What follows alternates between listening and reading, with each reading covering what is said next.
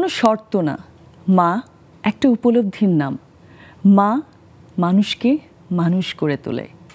মা শব্দটা খুবই ছোট, কিন্তু এটার গভীরতা অনেক অনেক বেশি। আমরা সবাই আমাদের নিজেদের মায়েদের ব্যাপারে যখন বলি, তখন চোখ মুখ একেবারে অন্যরকম হয়ে যায়। এবং মা যদি না থাকতো পৃথিবীতে, তাহলে পৃথিবীটা কেমন হতো? আমি মাঝে মধ্যে ভাবি, যদি মা নামের এই অনুভূতি, এই উপলব্ধি যদি না থাকতো, আসলে কিন্তু পৃথিবী এত সুন্দর হতো না। আজকে মা দিবসে সকল মায়েদের প্রতি শ্রদ্ধা জানিয়ে শুরু করছি নেক্সাস লেডিস ক্লাবের আড্ডা। আমি নাদিয়া হক আছি পুরো 1.5 ঘন্টা জুড়ে আপনাদের সাথে আড্ডা দেওয়ার জন্য। এবং প্রতিবারের মতো আমাদের স্টুডিওতে 3 জন চমৎকার বন্ধু আছে। এবং আমাদের সাথে আড্ডা দিতে হলে কোথায় চলে আসতে হবে? জুমে চলে আসতে হবে। জুম আইডি এবং পাসওয়ার্ড দেওয়া আছে স্ক্রিনে। আমাদের আজকের টপিক আমার মা। পরিচয় করে দিচ্ছি কারা আছেন আমাদের সাথে। মালিকা হুরায়ন পারভিন, প্রতিষ্ঠাতা, সভাপতি, বদরুন্নেসা সাহেবানী ফাউন্ডেশন, নোয়াখালী। কেমন আছেন আপনি? আপু ভালো আছি, আপনাকে অনেক সুন্দর লাগছে। Thank you so much. তার পাশেই আছেন ডাক্তার আফিয়া তাসনিম শশী, চিকিৎসক। আপনি কেমন আছেন আপু? আলহামদুলিল্লাহ ভালো আছি। বাহ। আফরোজা হোসেন, সম্পাদক, রং বেরং ম্যাগাজিন। কেমন আছেন আপনারা? আলহামদুলিল্লাহ অনেক অনেক ভালো আছি। মা দিবস ভালো লাগছে এবং আজকে স্পেশাল একটা দিনে আপনাদেরকে পেয়ে আমার খুব ভালো লাগছে এবং মনে হচ্ছে মানে আমরা আসলে আড্ডাটা অনেক অনেক অনেক বেশি মজা করে দিতে পারবো, তাই না? অবশ্যই। আমরা সবসময় দেখা যায় যখন মা নিয়ে কথা বলতে শুরু করি, প্রথমেই অনেকে আছে খুব দুঃখ নিয়ে শুরু করে যে হয়তো মা এত কষ্ট করেছিল, এত কষ্ট করে বড় করেছে। সব তো ঠিক আছে, সবার মাই কিন্তু কষ্ট করেই বড় করে, তাই না? আমাদেরকে, তার সন্তানদেরকে। কিন্তু মা বলতেই খুব খুশি খুশি একটা ব্যাপার আসে, খুব আনন্দের একটা ব্যাপার আসে। আপনি চিন্তা করেন, আপনি এই এজে এসেও, হ্যাঁ, আমরা এই এজে এসেও যখন মায়ের সাথে দেখা হয়, যখন মায়ের কাছে যাই, তখন মনে হয় মায়ের হাতের এটা খাবো। বা আনফর্চুনেটলি যাদের মা নেই, তাদের এই মনটা খারাপ করা, সুন্দর সুন্দর মুহূর্তগুলোকে রিকল না করে সবসময় আমরা স্যাড মুহূর্তগুলোকে রিকল করি, তাই না? আমাদের সবার উচিত মায়ের সাথে সুন্দর মুহূর্তগুলোকে রিকল করা বারবার। আমি আগে আপা আপনার কাছে চলে আসি। আমরা অবশ্যই মা নিয়ে অনেক আড্ডা দিব, তার আগে আপনাদের সম্পর্কে আমি একটু জানতে চাই। এই যে আপনার বদরুন্নেসা সাহেবানী ফাউন্ডেশন, হ্যাঁ, এইটা নিয়ে, এই প্রতিষ্ঠান নিয়ে আপনি কতদিন ধরে কাজ করছেন? আমি এই বছরই শুরু করেছি এই বদরুন্নেসা সাহেবানী ফাউন্ডেশনটা। আমার প্রত্যেকেরই বোধহয় একটা ইচ্ছা থাকে যে আমি জীবনে একটা ভালো কিছু করব এবং এই ভালো কাজটা যেন উদাহরণ হিসেবে থাকে। তো আমি একটা প্রত্যন্ত অঞ্চলে গিয়ে ওখানকার বিত্তহীন 20 জন নারীকে আমি নির্বাচন করেছি এবং তাদেরকে দিয়ে আমি তারা যে কাজটা ভালো পারে, যেমন কেউ নকশিকাঁথা পারে ভালো, কেউ গিয়ে আপনার ওই যে বাঁশ বেতের কাজটা ভালো পারে, কেউ হয় আপনার গিয়ে গৃহস্থের অন্যান্য কাজ, বুটিক শিল্পের অন্যান্য কাজ, সেলাইটা ভালো পারে।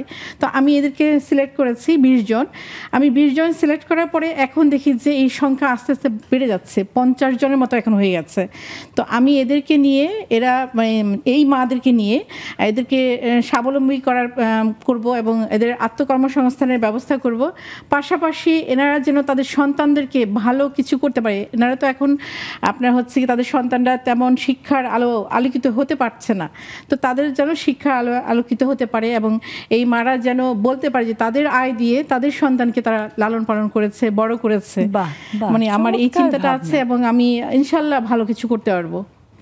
অবশ্যই অবশ্যই, মানে আমার শুনে খুব ভালো লাগলো আপনার এই চিন্তা ভাবনাটা এত সুন্দর।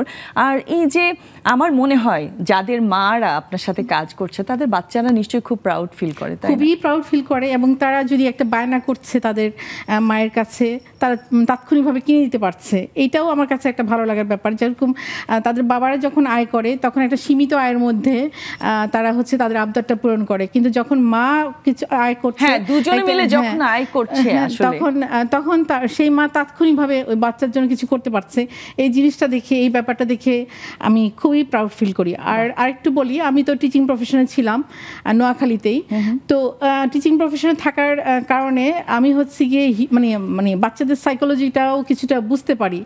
তো এই যে মারা মানে বাচ্চাদেরকে খুশি করছে এবং বাচ্চারাও এই যে এখন লেখাপড়ার প্রতি উৎসাহিত হচ্ছে, এগুলো কিন্তু এই মায়ের কারণে, আমি যে মাকে স্বাবলম্বী করে তুলতে পারছি, এই মায়ের কারণে কিন্তু বাচ্চারা আগ্রহী হচ্ছে। এই ব্যাপারগুলো আমাকে খুব আনন্দ দেয়, ভালো লাগা সৃষ্টি করে। এক্স্যাক্টলি, আমি ওটাই বলছিলাম, মানে সবসময় আসলে দুঃখ না, আনন্দেরও অনেক কারণ আছে। আমরা যখন বলি মায়ের কথা, হ্যাঁ মায়ের কথা, মানে দুঃখ বলতে অ্যাকচুয়ালি আমরা ইমোশনাল হয়ে যাই, তাই না? যখন মা নিয়ে কথা বলতে গেলে দেখবেন আপনি হঠাৎ করে ইমোশনাল হয়ে যাচ্ছেন মায়ের কষ্টটার কারণে। কারণ হচ্ছে মা এত কষ্ট করে আমাদেরকে বড় করে, শেষ পর্যন্ত অনেক মা আছে বড় করার পরে সন্তানের সেই সম্মানটাও পায় না, তাই না? আবার এমনও অনেক মা আছে সন্তানকে নিয়ে অনেক প্রাউড ফিল করে, তাই না? যখন সন্তান খুব সুন্দরভাবে সামনের দিকে এগিয়ে যায়, এই সব কিছু কিন্তু মায়ের কারণে। আজকে আমি আপনার সামনে বসে আছি আমার আম্মার কারণে, এবং আমার আম্মাই আমাকে বারে বারে উৎসাহিত করেছে যে তুমি প্রোগ্রামটা অ্যাটেন্ড করো, সময় মতো যাও। তো আমি জানি না আমার প্রোগ্রামটা আম্মা দেখছি কিনা, আমি আমার আম্মার প্রতি কৃতজ্ঞতা প্রকাশ করছি আপনাদের মাধ্যমে। আচ্ছা, আপনার মা যদি যুক্ত হয়ে যান, এখন নিশ্চয়ই আপনার আম্মু দেখছেন আমাদের। আমি নিশ্চিত না আমার। আচ্ছা, তারপরেও আমি আপনার মাকে আপনার হয়ে রিকোয়েস্ট করছি, আন্টি আপনি যদি আমাদের সাথে আজকে জুমের আড্ডায়, এই যে নেক্সাস লেডিস ক্লাবের আড্ডায় যদি চলে আসেন, আমরা অত্যন্ত খুশি হব। আর আমি তার সাথে সকল মায়েদেরকে অনুরোধ করছি, আমি জানি অনেকেই আমাদেরকে দেখেন, অনেকেই আমাদের আড্ডাটা দেখেন, কিন্তু জয়েন হতে একটু আনইজি ফিল করার একদম কিচ্ছু নেই। এটা নারীদেরকে নিয়ে আড্ডা, নারীদের আড্ডা, নারীদের জায়গা, মন খুলে যেখানে আমরা সবাই কথা বলতে পারি। সো দেরি না করে তাড়াতাড়ি জুমে চলে আসুন। জুম আইডি এবং পাসওয়ার্ড দেওয়া আছে স্ক্রিনে। আচ্ছা আপু, আপনার কাছে যাই। এই যে আমার সবসময় ডক্টরদের কাছে একটা প্রশ্ন থাকে, যেটা হচ্ছে মানে এত ডেডিকেশন, হ্যাঁ ছোটবেলা থেকেই কিন্তু মাথায় থাকে, তাই না? ছোটবেলা থেকে মাথায় থাকে যে হ্যাঁ আমি এই প্রফেশনে যাব, মানে আমি ডাক্তার হব, এবং বাবা মা বলার পরে যখন মানে সন্তানের মাথায় ঢুকে হ্যাঁ ঠিক আছে, ওই ডেডিকেশনটা দিতে কিন্তু অনেক অনেক মানে এফোর্ট দিতে হয়, তাই না? এটা তো ছোটবেলা থেকে একটা মাথায় থাকে যে আমি বড় হয়ে ডাক্তার হব না ইঞ্জিনিয়ার হব। সবচেয়ে বেশি ইচ্ছা থাকে আসলে বাবা মায়ের, যেমন আমার বাবা মা দুজনেই চেয়েছিলেন যে ডাক্তারটাই আমি যেন হই। আমার অত বেশি ইচ্ছা ছিল না, কিন্তু আমার আব্বুর যে পরিমাণ ইচ্ছা ছিল, আম্মুর যে পরিমাণ ইচ্ছা ছিল, সেই হিসেবে চিন্তা করলাম যে ঠিক আছে আমিও আব্বু আম্মুর কথাই শুনি। তার মধ্যে আব্বু তো ঠিক আছে আব্বুর ইচ্ছাটা পোষণ করলো, কিন্তু আম্মু যা করলো ছোটবেলা থেকে পড়ানো থেকে শুরু করে আমাকে, এই যে আপনার কষ্টের সাথে সাথে কিন্তু উনিও কষ্ট করেছেন। আমি যত রাত জেগে জেগে পড়ছি, আমার আম্মু আমার পাশে বসে থাকতো, থেকে সারা রাত আমি যতক্ষণ পড়তাম আম্মু বসে থাকতো। আমার খাওয়া দাবার থেকে শুরু করে কোচিংয়ে নিয়ে যাওয়া নিয়ে আসা সব কিছুতে আম্মু ছিল। ইভেন মেডিকেলে ভর্তি হওয়ার পরে আমি সকালবেলা মেডিকেল কলেজে যেতাম, এসে দেখতাম আমার খাবার রেডি, তারপরের দিন সকালে দেখি আমার অ্যাপ্রনটা ঠিকঠাক রেডি, মানে সব কিছুই দেখতাম পারফেক্ট, খালি আমাকে পড়তে হচ্ছে, আমাকে শুধু কষ্ট করে পড়তে হচ্ছে। এই যে কষ্ট করে পড়ছি এটা আম্মু বুঝছে যে আমি অনেক কষ্ট করতেছি, রাত জাগছি, এটা আম্মুও কষ্ট পায় যে এত পড়াশোনা শেষই হচ্ছে না, তারপরেও হ্যাঁ এত পড়াশোনা শেষই হয় না, কোথাও যেতে পারি না, কোথাও দাওয়াত দিলে আমার যাওয়া সম্ভব হয় না। আম্মু বলে এত পড়তে হয় তোমার, দেখি যে আম্মুও ওটা কষ্ট পাচ্ছে যে আমি কেন এত বেশি পড়তেছি। তারপরে হচ্ছে কি আইটেম, আমাদের অনেক পরীক্ষা থাকে, প্রফ থাকে, আইটেম থাকে, এগুলো ক্লিয়ার হচ্ছে, কোনোটা ক্লিয়ার হচ্ছে না, সেটা নিয়ে আম্মুও টেনশন করতেছে। এভাবে ধীরে ধীরে ধীরে ধীরে আমার তো মেডিকেল কলেজে থাকতেই আল্লাহ রহমতে বিয়ে শাদী হয়ে গেল, বাচ্চা হলো। আমি তখন ফাইনাল প্রফ দিইনি, আমার ছোট বেবি হয়েছে। ওই ছোট বেবিকে 4 মাসের বেবিকে আম্মু রাখতো, বা তুমি লাইব্রেরিতে যাও, তোমার বাসায় পড়া হবে না, তুমি লাইব্রেরিতে গিয়ে পড়ো, তুমি ওখানে পড়াশোনা শেষ করে বাসায় আসো, ততক্ষণ তোমার বাচ্চা আমি রাখবো। তারপর এভাবে করে করে আমি ফাইনাল প্রফটা ক্লিয়ার করলাম। এখন আলহামদুলিল্লাহ আমি জব করছি holy family red crescent medical college হসপিটালে, সার্জারি ডিপার্টমেন্টে আছি। এখানে যে আমি আছি, এখন আমার দুটো বাচ্চাকেই আম্মু রাখছে, বাহ, আম্মু মানে একদম আমার মাঝে এটাই মাঝে মনে মনে হয় হয় কি মানে মায়েদের একদম অলিখিত একটা রুলস যে মেয়ের বাচ্চা হলে মা আমার কাছে মনে হয় যে আমি মনে হয় ওদেরকে মানে আম্মু যেভাবে রাখছে আমি মনে হয় অত ভালো করে রাখতে পারবো না। ওরা কি খাবে, কখন ঘুমাবে, সবকিছু আম্মু জানে। এমনকি আম্মু মনে হচ্ছে যে এখন আমাকে পালছে, আমার 2 বাচ্চাকে একসাথে পালছে, এরকম একটা অবস্থা। মানে আপনি ডেডিকেশনটা দিয়েছিলেন পড়াশোনায়, আপনার মা আর আমার আম্মু আমার সমস্ত কিছু এখনো দেখতেছে এই অবস্থা। চমৎকার, খুব সুন্দর। আপু, রং বেরং ম্যাগাজিন, হ্যাঁ, এটা নিয়ে আমি একটু জানতে চাই যে কখন থেকে অ্যাকচুয়ালি এই ম্যাগাজিনটা? আমি 4 বছর আগে আরম্ভ করেছি, যখন পৃথিবী স্থবির হয়েছিল মহামারীর কারণে। হ্যাঁ হ্যাঁ। তো প্রায়শই মন খারাপ থাকতো, ভালো লাগতো না, কিছু একটা করতে হবে, কি করব, অফিসে যেতাম আসতাম, নতুন কিছু একটা করতে হবে, নতুন উদ্যমে কাজ করতে হবে। ওই সময় আমার মাথায় আসে আমাদের আরেকটা ম্যাগাজিন আছে এনার্জি এন্ড পাওয়ার। আচ্ছা, এটা আমাদের 22 বছর ধরে আমরা চালাচ্ছি। ওকে। হ্যাঁ, তো এটা এনার্জি সেক্টর নিয়ে কাজ হয়, একটু কঠিন ম্যাগাজিনটা। তো আমার লাইফস্টাইলের প্রতি বরাবরই একটা ইয়ে ছিল, যেটা করবো, শখ, প্যাশন যেটাকে বলে আর কি, যেটা করতে হবে, এটা এককভাবে করব। একক করার চিন্তা ভাবনাটা আমার অনেক আগে থেকে ছিল, কিন্তু এটা অ্যাপ্লাই করতে পারছিলাম না। কোভিড চলাকালীন আমার মনে হলো ইটস দ্য রাইট টাইম, এখন আমাকে কিছুটা করতে হবে। এই সময়টা হলো আমার জন্য একটা টাইম, যখন কেউ কিছু পারবে না, মন খারাপ করে বসে থাকে, চারপাশ যখন একেবারে একদম স্থবির, তখন আমি এটাকে নিয়ে স্টার্ট করি কাজ। এবং প্রথম যখন আমি আরম্ভ করলাম, সবাই অনেকে আমাকে উন্মাদ বলেছে, পাগল বলেছে, এই সময়টা আমি কেন করছি, কিন্তু আমি কাউকে বোঝাতে পারছি না যে এটা আমার রাইট টাইম ভালো থাকার জন্য। প্রথমে তো আমি ভালো থাকবো, আমি প্রথমে আমাকে ভালোবাসি, দেন আমি সবাইকে ভালোবাসবো। আমি যদি নিজে ভালো না থাকি, নিজেকে ভালোবাসতে পারবো না, তখন আমি কাউকে ভালো রাখতে পারবো না। হ্যাঁ, আমি এই যে আমি আপনার সামনে আজকে বসে আছি, আমি যদি সকাল থেকে খারাপ থাকতাম, আপনার সামনে এসে বসে থাকতে পারতাম না। তো ফার্স্ট আগে আমাকে ভালোবাসতে হবে, দেন আমি সবাইকে পারবো দিতে। আমার ছেলে বলেন, মেয়ে বলেন, হাজবেন্ড বলেন, মা বাবা ভাই বোন সবাইকে। তো এভাবে আমি শুরু করি। তো এক ঝাঁক ছেলে মেয়ে, প্রথম দিকে একটু ঘাবড়ে গিয়েছিলাম যে পারবো কি পারবো না। প্রথম 2 মাস আমি হেল্প নিয়েছিলাম, ওকে, মানে অনেক ভাই বোন যাদেরই বলেন হেল্প নিয়েছি। পরের 3rd মান্থ থেকে মনে হলো না, এটা আমাকে একাই করতে হবে, আমি একাই ফার্ট দেব, আমি একা করব। এটা কোত্থেকে যেন আমার একটা শক্তি কাজ করে, স্টিল এই শক্তির মাঝে আমি আছি যে আমি পারবই, আমাকে পারতে হবে। এবং ডে বাই ডে আলহামদুলিল্লাহ এটা নতুনভাবে আসছে। এটা আমার কাছে সন্তান, একদম বেবির মতো আমি লালন পালন করছি। আজকে এই জামা পরাই, এটা ভালো লাগছে না, ওইভাবে সাজাই। আজকে এই টিপটা পরাচ্ছি না, তোমাকে আমি আসলে বো দিব, কপালে টিপ দিব নতুনভাবে, যেটা রঙিনভাবে। যে সেটটা তৈরি করেছেন আপনি, এটা কিন্তু এমনি এমনি হয়নি, ভালোবাসা থেকে এখান থেকে আসতে হবে। তো এখান থেকে না নতুনভাবে আমার আইডিয়া আসে, নতুনভাবে কাজ করছি। আর ডেফিনেটলি আমাকে সবাই সাহায্য করছে, এককভাবে কোনো কিছু হয় না। উৎসাহটা আমার গাইড দিয়ে আমি এটা নিয়ে যাচ্ছি চালিয়ে। যদিও অনেকে আমাকে অনেক রাগী বলে, কিন্তু কিছু করার নেই, কাজটা নিয়ে এগোতে হলে আমাকে একটু রাগী হতে হয়, রাশভারী হতে হয়, কাজটা আদায় করতে হয় আমার। এটা একদম সত্যি। এটাতে অনেকেই একটু মনক্ষুণ্ণ হয়, কিন্তু আমার কিচ্ছু করার নেই। আজকে যদি আমি টাইমলি আপনার এখানে না আসতাম, আপনি আমাকে রাগ করতেন। হ্যাঁ হ্যাঁ, আমি বলতে পারতাম যানজট এই সেই ব্লাবলা, কিন্তু আপনার প্রোগ্রামটাকে আমি বানচাল করে দিতাম। সো এই ক্ষেত্রে তো আমাকে রাগ হতেই হবে। এই বেশ ভালো আছে, দিব্যি চলছে, ভালো আছে। চমৎকার চমৎকার। আমরা আরো আড্ডা দিব একটা ছোট্ট বিরতি নিয়ে ফিরে এসে। আজ কিন্তু মা দিবস এবং আমাদের আড্ডাটা হবে সম্পূর্ণ মায়েদের ঘিরে। আপনারা যারা আপনাদের মাকে নিয়ে সুন্দর সুন্দর মিষ্টি মিষ্টি মনের কথাগুলো বলতে চান, তাড়াতাড়ি জুমে চলে আসবেন। জুম আইডি এবং পাসওয়ার্ড দেওয়া আছে স্ক্রিনে। নিয়ে নিচ্ছি ছোট্ট একটি বিরতি, যাচ্ছি, অনেকক্ষণই ফিরছি, সাথেই থাকবে।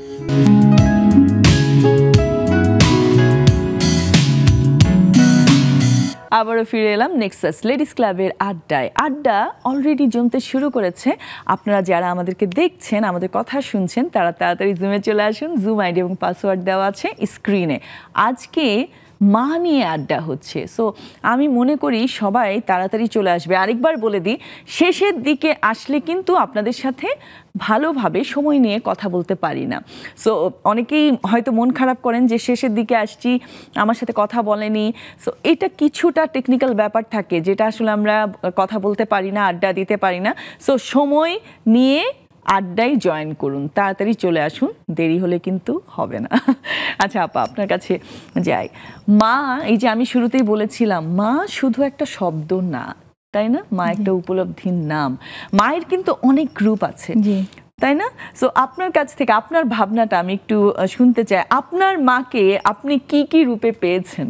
আচ্ছা, আমার একটু ছোট্টবেলার কথা বলতে হয়। আমার আম্মা আব্বার 7 সন্তান, আমি সবার বড়। তো 7 সন্তানের জন্যই আমার আম্মা আব্বা মানে নিরলস পরিশ্রম করেছে। আব্বার পরিশ্রমটা ছিল বাহিরে, আমার আম্মার পরিশ্রমটা ছিল ঘরের মধ্যে, এবং তার পরিশ্রমটা আমরা হয়তো উভয়ে প্রকাশ করতাম না। এক্স্যাক্টলি, এটা কেউ দেখে না, তাই না? মানে দৃশ্যমান হচ্ছে আব্বার পরিশ্রমটা, কিন্তু নীরবে নিভৃতে আমার আম্মা যে কত পরিশ্রম করেছে তার তো কোনো তুলনাই নেই। আমি আমার ছোটবেলার কথা বলছি, সেটা হচ্ছে ছোটবেলায় আমি ছিলাম নোয়াখালীতে, আমার আব্বা ছিল ঢাকায়। তো জীবিকার তাগিদেই ছিলেন আমার আব্বা। তো আমার খুব জ্বর হয়েছিল এবং শ্বাসকষ্ট হয়েছিল। তো আমার দাদা ওষুধ এনে দিয়েছে, ওই ওষুধে কোনো কিছু ভালো হচ্ছিল না। তখন কেউ একজন বলছিল, আত্মীয়দের মধ্যে কেউ একজন বলেছিল যে বেবিকে যদি হচ্ছে গিয়ে কোনো বেগের কলিজা খাওয়ানো হয় তাহলে হচ্ছে গিয়ে বেবি সুস্থ হয়ে যাবে, বাবুটা সুস্থ হয়ে যাবে। তো মা তো মানে উনি তো চিকিৎসকও না, উনি তো মানে অতদূর উচ্চশিক্ষিত না, কিন্তু কি করলে কি হবে ওই হিতাহিত জ্ঞানটাও তো তার। আমি একটু করে বলতে চাই, মানে মায়েরা এই যে সন্তানের জান বাঁচানোর জন্য এত বেশি টেনশনে থাকেন, ওনারা কিন্তু ওই সময় আপনি যে বলছেন মানে স্বল্প শিক্ষিত, হ্যাঁ, কিন্তু আমি মনে করি উচ্চ শিক্ষিত হলেও এই যে কুসংস্কারটা বিশ্বাস করে ফেলতেন। কারণ সন্তান তো অনেক বেশি তার কাছে, সন্তান অনেক মূল্যবান, সন্তানের জীবন বাঁচানোটাই তখন তার কাছে সবচেয়ে মুখ্য বিষয় ছিল। এবং তিনি তখন কি করেছে যে কোনো ব্যাংক ধরার জন্য মানে সব বাড়ির লোকজন, তারপর আত্মীয় স্বজন সবাইকে বললেন কোনো ব্যাংক ধরা হলো, কোনো ব্যাংকের কলিজা যেটা আছে ওই কলিজাটাকে কুচি কুচি করে উনি দুধের সাথে আমাকে খাইয়ে দিয়েছেন। তো এটা হয়তো বিজ্ঞানসম্মত না, হয়তো এরকম স্বাস্থ্যসম্মত নাও হতে পারে, কিন্তু মায়ের কাছে মনে হলো তার সন্তানকে বাঁচানোর জন্য এইটা প্রক্রিয়াটা অবলম্বন করতেই হবে এবং যত দ্রুত সম্ভব। এবং হয়তো আমি জানি না, আমি হয়তো আমার আম্মার ওই চিকিৎসার কারণে মনে হয় বেঁচে আছি, এরকম মানে আমার মনে হয়। আরেকটা বলি, সেটা হচ্ছে আমি ঢাকা মেডিকেল কলেজে ছিলাম, হাসপাতালে ভর্তি ছিলাম প্রায় 1.5 মাসের মতো। আমার জীবন মরণ সন্ধিক্ষণে আমার আম্মা কিন্তু ঢাকা শহর কিছুই চিনেন না, উনি সাভারে। মানে আপনি লাইফে কতবার বিপদে পড়েছেন? দুইবার তো উল্লেখযোগ্যই। হ্যাঁ, তো ঢাকা শহর কিছুই চিনেন না উনি।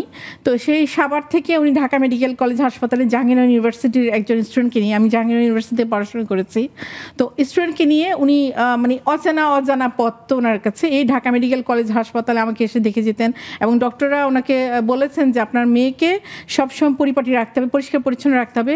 আজকে যে বিছানার চাদরটা ব্যবহার করেছে কালকে সেটা ব্যবহার করতে পারবে না। আমার আম্মা প্রতিদিন ওই চাদরগুলো নিয়ে যেতেন, আবার প্রতিদিন ওগুলো নিয়ে আসতেন। তো মানে আমার মা যিনি পথেই চেনেন না, সেই মা সাভার থেকে ঢাকা মেডিকেল কলেজ হাসপাতালে মানে আসা যাওয়া তার কতটা কষ্টের, তখন তো আরো টাফ ছিল। তো মানে আমি বলবো যে আমার মা আমার জন্য, সবার বাবা মাই সবার মানে বাচ্চার জন্য কষ্ট করে, সবার মাই কষ্ট করে, কিন্তু আমার মা কিছু কিছু ক্ষেত্রে ব্যতিক্রম করেছে। একদম, সন্তানের সুস্থতার জন্য কষ্টকেও আসলে জয় করা যায়, তাই না? মানে কষ্ট আসলে ওনার কাছে তখন কিছুই না। এই যে কষ্টটা উনি করছেন, এখন আপনি যখন বলছেন আমি জাস্ট ভাবছিলাম যে এখন যোগাযোগ ব্যবস্থা ঠিক আছে, কিন্তু ওই সময় প্রতিদিন সাভার থেকে ঢাকা এসে, ও মাই গড, মানে স্যালিউট টু হার অ্যাকচুয়ালি। মানে আমার আসলে ভাবতে খুব গুজবাম্প হচ্ছে এখনো। Thank you. শুধু সেটা না, উনি ওনার 7টা ছেলে মেয়ে, ওনাদের মানে আমার 7টা ভাই বোনকে উনি হচ্ছে গিয়ে অনার্স মাস্টার্স করিয়েছেন। হ্যাঁ, তো আমি বলবো যে উনি মানে প্রাতিষ্ঠানিকভাবে অত অনার্স মাস্টার্স করেননি, কিন্তু 7টা বাচ্চাকে যে লেখাপড়া করেছেন, আমি বলবো যে আমার মাই মাস্টার্স ডিগ্রি দাঁড়িয়ে। উনি মেন্টালি অনেক শিক্ষিত, মানে ভাবতে একদম ভাবতে ভাবতে খুব সাহায্য করেছে ওনাকে যে আমার ছেলে মেয়েগুলাকে আমি এইভাবেই মানুষ করব, এরকম আসলে কয়জনই করতে পারে। আমি যে শুরুতে বলেছি এই যে আমি আপনার সামনে বসেছি, আমার আম্মাই কিন্তু আমাকে পাঠিয়েছে এবং উনি বারে বলছে যে সময়ের আগে যে পৌঁছাতে, মানে যে তো এই মানে এই যে সময় জ্ঞানটা যে আপনার মায়ের আছে, হ্যাঁ নিশ্চয় ওখান থেকে আপনারাও পেয়েছেন, তাই না? আসলে মেন রুটটা কিন্তু মাই আমাদের মধ্যে ঢুকিয়ে দেয়, তাই না? মানে আমরা আজ যেই পর্যায়ে আছেন কিন্তু মেন রুটটা মায়ের কাছ থেকে আসে।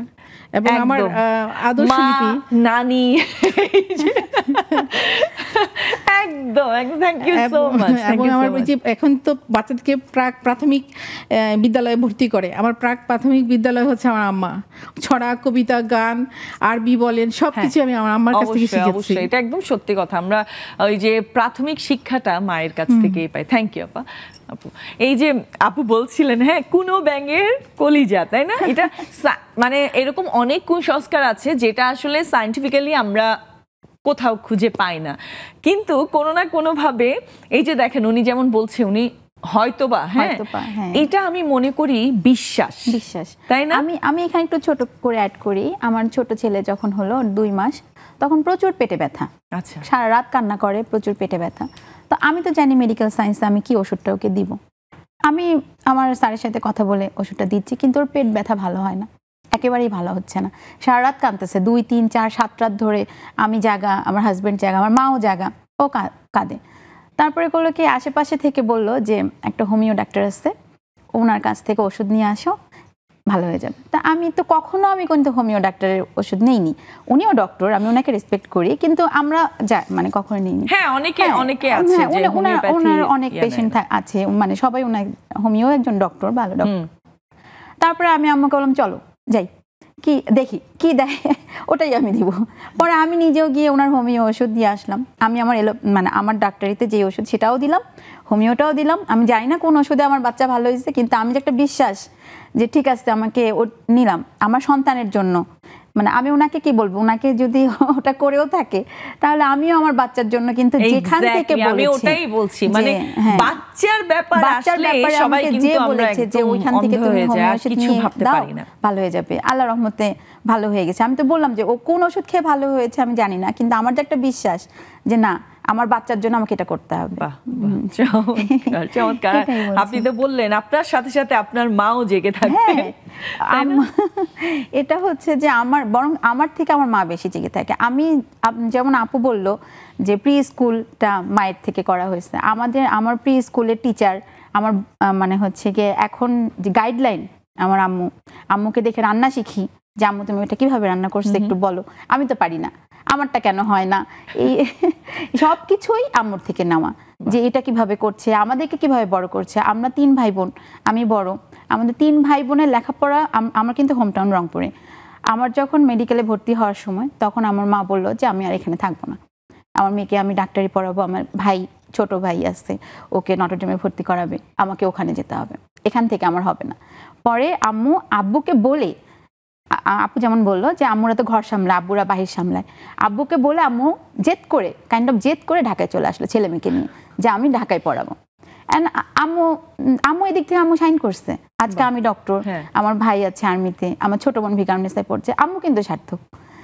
এটাই বললাম যে আম্মুরা আসলে জানে যে আমার জন্য কোনটা ভালো, এটা আম্মু জানে। এবং যা চাইবে নিজের সন্তানের জন্য তা করেই ছাড়বে যেভাবেই হোক। তারপর আম্মুর একটা কষ্ট যে আম্মু বেশি লেখাপড়া করতে পারেনি, সেটা আম্মু সবসময় আমাকে বলে যে আমি পারিনি, তুমি করবা, তোমাকে করতে হবে।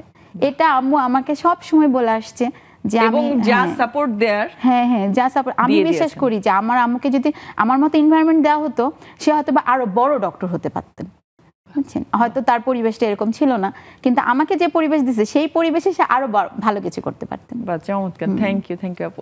আপুর কাছ থেকে শুনতে চাই আপুর মাকে নিয়ে এবং আপনার সন্তানদের নিয়েও আমি শুনতে চাই, যে আপনি তখন ব্রেকে বলছিলেন আপনার মেয়ের জন্য না একটা কবিতা আপনি লিখেছেন গতকাল। আপনারা যখন সবাই মাকে নিয়ে কথা বলছেন আমার গলা ধরে আসছে, কারণ 2007 সালে আমি আমার মা এবং বাবাকে হারাই একসাথে। 6 মাস আগে বাবা, 6 মাস পরে মা। তো আমার জন্য আজকের দিনটাও খুব কষ্টের। ভীষণ কষ্ট হচ্ছে আমার। ওনারা যখন অনেক গল্প করছেন, এরকম অজস্র গল্প আমারও আছে। আমার মায়ের হাতের হ্যান্ডরাইটিং খুব সুন্দর ছিল। আচ্ছা, উনি কুমিল্লা ফয়জুন্নেসা স্কুল থেকে ইন্টারমিডিয়েট পাশ করেছেন। আচ্ছা। তো ওনার হাতের লেখা একদম মুক্তোর মতো আমরা বলি না, তো আমরা যখন ছোটকালে লিখতে বসতাম, হাতের লেখা এদিক সেদিক হলেই হাতে বাড়ি, যেটা আমরা এখন বাচ্চাদের দিতে পারি না। হাতে বাড়ি খেতেই হবে, হাতের লেখা সুন্দর করতে হবে, অক্ষরটা একদম টাইপের মতো হতে হবে। হ্যাঁ, আচ্ছা, আমার একদম। মায়েরও হাতের লেখা খুব একদম মানে নিচে নামতে হবে না, মানে লাইন থাকে না, লাইনের নিচে নামা যাবে না, হ্যাঁ হ্যাঁ এইভাবে ছিল। আর আমি যেহেতু ইংলিশ মিডিয়াম স্কুলে পড়েছি সানবিমে, তো ওই সময়ে একটা আমার মানে ইংলিশ মিডিয়াম স্কুলে পড়াটা আমার জন্য খুব কঠিন, কিন্তু ওই সময়টা ছিল না, এটার কোনো চর্চাই ছিল না, ভাবাই যায় না। আমার মা আমাকে ক্লাস 8 পর্যন্ত পড়িয়েছেন। তারপরে কোএডুকেশন একটা ব্যাপার চলে আসছে, নানা জনের নানা মত, ওখান থেকে আবার বাংলা মিডিয়ামে চলে গেলাম। কেন, মানে নানা জনের নানা মত? নানা মতটা হলো আমি ওল্ড টাউনে বেড়ে উঠেছি, ও ওখানে তো বিভিন্ন একটা পরিবেশ, তো ওখান থেকে তো হবে না। আর আমার মা আমাদের মানুষ করেছেন, মেইন গেটটা লক করা থাকতো আমাদের, আমরা 12 ভাই বোন, তো ছেলেরা তো খেলতে যাবেই, এটা খুব স্বাভাবিক আমার ভাইরা, কিন্তু আমার মা খুব কঠোরভাবে মানুষ করেছেন। যেহেতু আমি ওল্ড টাউনে বেড়ে উঠেছি, ওখানে নানা ভাষার থেকে শুরু করে নানা ধর্মের মানুষের বসবাস ছিল একটা, কিন্তু আমার মা সেই সময় খুব স্ট্রিক্টলি আমাদের হ্যান্ডেল করেছেন।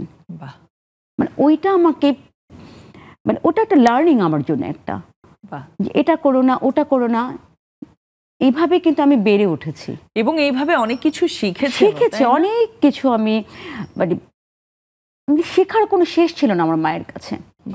হ্যাঁ, আসলে মায়েদের কাছে শেখার শেষ নাই। মায়ের সাথে আমি আরেক মায়ের গল্প করব, সেটা হলো আমার মেজো বোন। মেজো বোন, হ্যাঁ, বোনও আসলে মায়ের রূপ ধারণ করে। এটা আমি যদি আজকে এখানে এই প্ল্যাটফর্মে না বলি, এটা আমার বোনের সাথে অন্যায় করা হবে। তাহলে আপনি হোল্ড করেন, আমরা একটা বিরতি নিয়ে এসে তারপরে আপনার মেজো বোনের কথা শুনবো। আর জুমে আমাদের অনেক বন্ধুরা জয়েন হয়ে গিয়েছেন, আমার খুব ভালো লাগছে দেখে।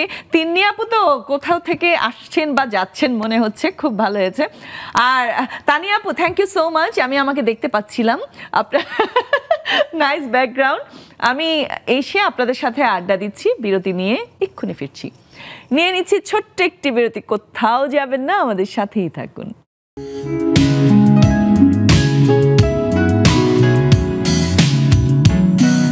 নেক্সাস লেডিস ক্লাবের আড্ডায় আবারও ফিরে এলাম ছোট্ট একটা বিরতি থেকে। আজকের টপিকটা মায়েদের নিয়ে। সো আমি আবারও বলছি, যেই মারা আমাদেরকে দেখছেন তারা তাড়াতাড়ি জুমে চলে আসুন, জুম আইডি এবং পাসওয়ার্ড দেওয়া আছে স্ক্রিনে। আপনাদের নিয়ে আমরা আড্ডা দিচ্ছি, আপনাদের নিয়ে কথা বলছি। সো এগুলো যদি সামনাসামনি হয়, এভাবে হয়, তাহলে কিন্তু অনেক মজা হয়।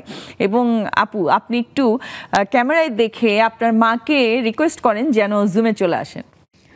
আসসালামু আলাইকুম আম্মা, আপনি যদি টিভির কাছাকাছি থাকেন তবে অবশ্যই নেক্সাস টিভির এখানটায় আসেন, জুমে আসেন, খুবই খুশি হব, সবাই খুব খুশি হবে।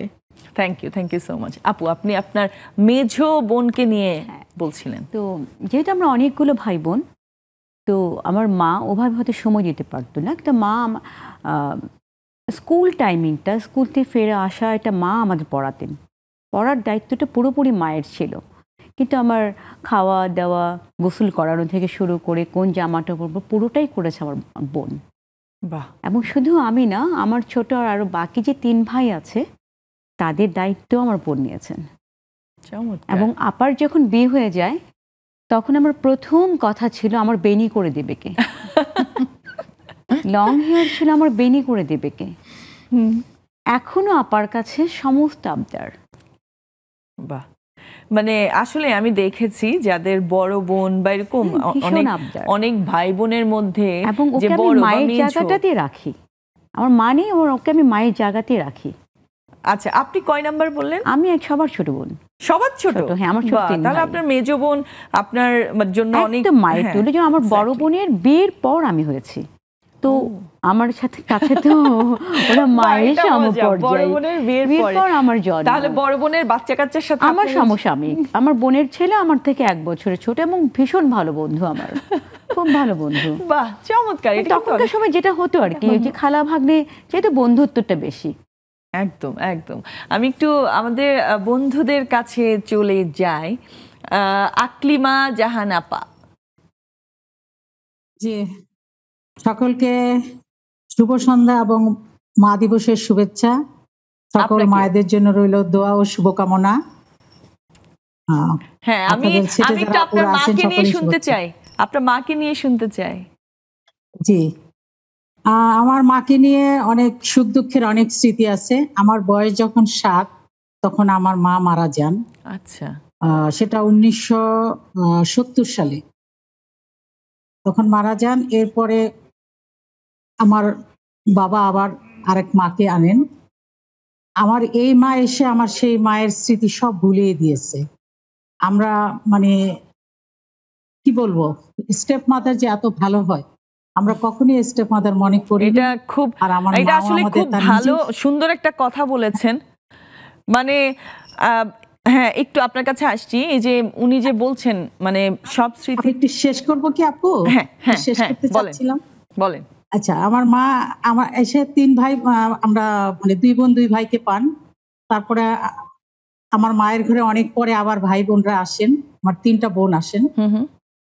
আমার এই বোনেরা জানতো না যে আমরা স্টেপ মানে আমরা সৎ ভাই বোন। আচ্ছা, এটা কেউই জানত বাহ।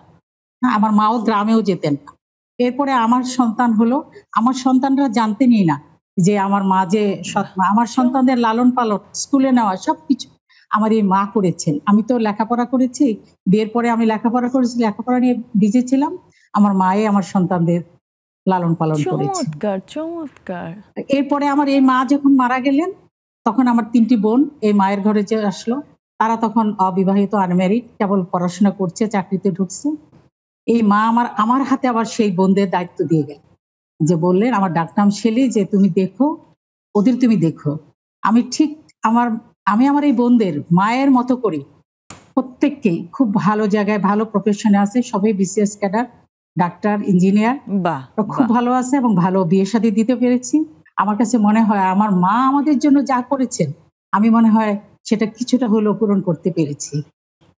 ধন্যবাদ সকলকে আমার কথাটা শোনার জন্য। Thank you so much. এই যে আকলিমা আপা যে গল্পটা, ওনার যে জীবনের যে গল্পটা শেয়ার করেছেন, মানে স্টেপ মাদার বলতে আমরা সবসময় খুব নেগেটিভভাবে চিন্তা করি। যখন আমরা জানি যে এই বাচ্চাটার মা হচ্ছে সৎ মা, তখন মাথায় আমরা যে কত কিছু চিন্তা করি, যে আহারে তার মানে হচ্ছে বাচ্চাটা খুব অসুখী, নিশ্চয়ই সৎ মা নিজের মায়ের মতো আদর করে না। আসলে এই ধারণাটা আমি অনেকের কাছে দেখেছি আসলেই ভুল। মা যেটা বলছিলাম একটা উপলব্ধি, আসলে বায়োলজিক্যাল মা হতে হবে এরকম কোনো কথা নেই। কিন্তু দেখা যায় বোনের বাচ্চাকে বোন যেভাবে আদর করছে, তাই না? অনেক সময় দেখা যায় নিজের ছোট বোনের বাচ্চাকে খুব এত আদর করছে, অন্যরা দেখলে মনে করে যে সেই হচ্ছে আসল মা। সো এরকম আসলে অনেক উদাহরণ আছে। আমরা সবসময় নেগেটিভলি চিন্তা করি, এখন থেকে আমরা চেষ্টা করব পজিটিভলি চিন্তা করতে, যে স্টেপ মাদার মানেই নেগেটিভ কিছু না। হ্যাঁ আপু, আপনি কি যেন বলতে চাচ্ছিলেন? আমার হাজবেন্ডের 2 জন মা। আচ্ছা। তো ওনার মানে আমার প্রথম জনের ছেলে মেয়ে হয় না। আচ্ছা। আরেক মা এসছেন, কিন্তু মজার বিষয় হলো আমার হাজবেন্ড তো আমরা অনেক পরে বিয়ের পরে জেনেছি যে আমরা একজন হাইটে লম্বা, ওনাকে বলতাম বড় আম্মা, উনি আমার হাজবেন্ডের মা। আচ্ছা। আরেকজন ছোট, কিন্তু উনি প্রথম এসছেন, কিন্তু ওনাকে আমরা বলতাম ছোট আম্মা। আচ্ছা। কিন্তু মজার বিষয় হলো উনি পেটে ধারণ করেছেন 9 মান্থ, কিন্তু উনি লালন পালন করেছেন। বাহ, ওই যে আপনি বললেন যে পেটে ধারণ করলেই শুধু মা এই যে হওয়া যায় বললাম না। আমি বায়োলজিক্যাল মা মানেই শুধু আমার মা না। মানে আমি যদি বলি যে কেউ যদি আমাকে জিজ্ঞেস করে তোমার বন্ধু কে ছিল, আমি বলবো আমার ছোট আম্মা আমার বেস্ট ফ্রেন্ড ছিল। ওনার সাথে এমন কিছু নাই আমি শেয়ার করি নাই, ওনার সাথে মুভি দেখেছে আমি, দারুণ সময় কাটিয়েছে আমি। কিন্তু বড় আম্মাকে প্রচন্ড ভয় পেতাম। উনি রাজভারী ছিলেন, উনি পড়ালেখা ছাড়া রাজভারী পড়ালেখা ছাড়া কিছু মানে করতেন না। আবার ওনার অনেক গুণ ছিল। গুণ মানে কি, আমরা তো 4টা বউ, ধরেন আমি কোনো ভুল কথা বলেছি যেটা উনি মনে করলেন ভুল, কিন্তু বাকি 3 বউর সামনে আমাকে কিছু বলবেন না। আড়ালে ডেকে বলতেন তোমার না ওই সময় কথাটা বলা ঠিক হয়নি। এই যে একটা শিক্ষা, এটা কিন্তু আমি পেয়েছি এরকম কিন্তু মানে এইটাই করা উচিত। আপনার এই কথার রেশটা ধরে বলি, আসলে আমরা যখন অনেক মানুষের সামনে, বাচ্চাদেরকে অনেক মানুষের সামনে যদি বলি বা শুধরে দেওয়ার চেষ্টা করি, তখন কিন্তু ওর হিতে বিপরীত হয়, একদম হার্টে লাগে যে ওর পার্সোনাল ক্ল্যাশ করে। হ্যাঁ, ওরও তো একটা মান সম্মান আছে। আমরা মনে করি ছোট বাচ্চা, ওর কিসের মান সম্মান? এটা ওনার কাছ থেকে ডক্টররা বলে থাকেন যে তাদের প্রেস্টিজ জ্ঞানটা মানে বড়দের চেয়েও বেশি। এক্স্যাক্টলি, এই জন্য উনি যে কাজটা করেছেন ওটা থেকে আপনি একটা শিক্ষা পেয়েছেন, আমরাও শুনছি, আমরাও একটা শিক্ষা পাচ্ছি, এটাই করা উচিত। আমি যখন আমার হাজবেন্ডের সাথে আড্ডা মারি রাতে, আমার ছেলে এসে একটু হাসবে, সুইট করে একটু হাসবে, হেসে ও ওর রুমে চলে যায়। ও তখন ধরে নেয় এটা আমাদের রয়্যাল টাইম। বাহ বাহ, কারণ আমি শিখে এসেছি ওনার কাছ থেকে, আমি এটা অ্যাপ্লাই করছি, আমার ছেলে শিখছে, সে এটা অ্যাপ্লাই করবে। হ্যাঁ, ডেফিনেটলি সেটা করবে। একদম সত্যি কথা। থ্যাংক ইউ আপু। আমি একটু ফাহিমা আপার কাছে যাই। ফাহিমা আপা,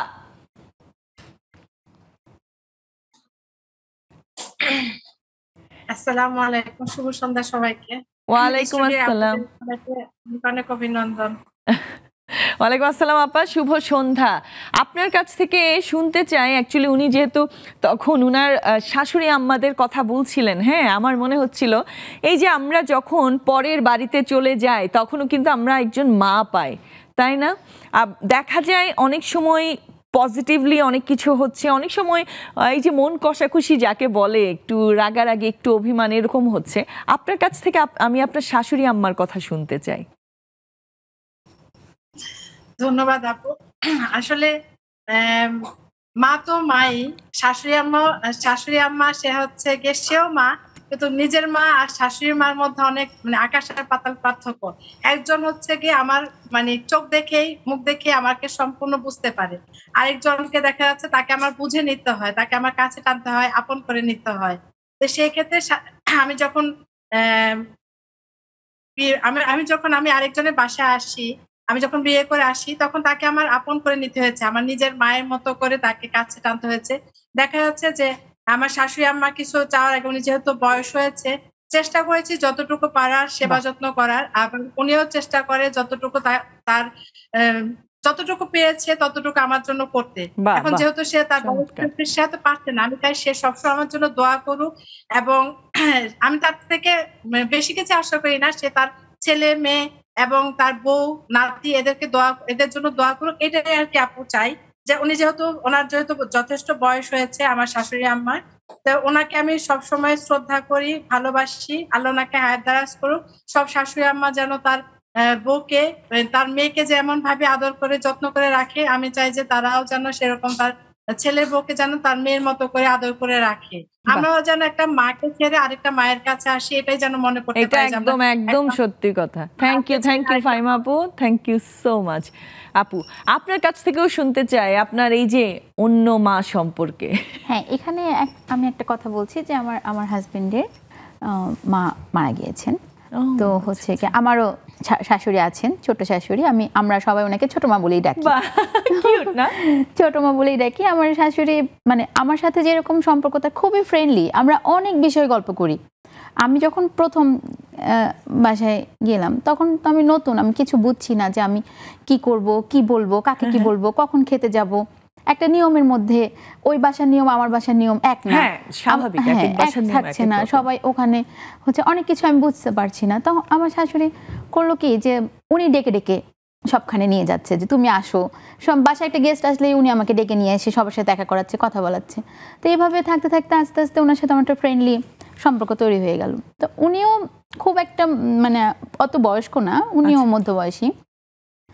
তারপরে আস্তে আস্তে ওনার সাথে আমার খুব ভালো সম্পর্ক। আমার একটা ছোট ননদ আছে, ওর সাথেও খুব ভালো সম্পর্ক।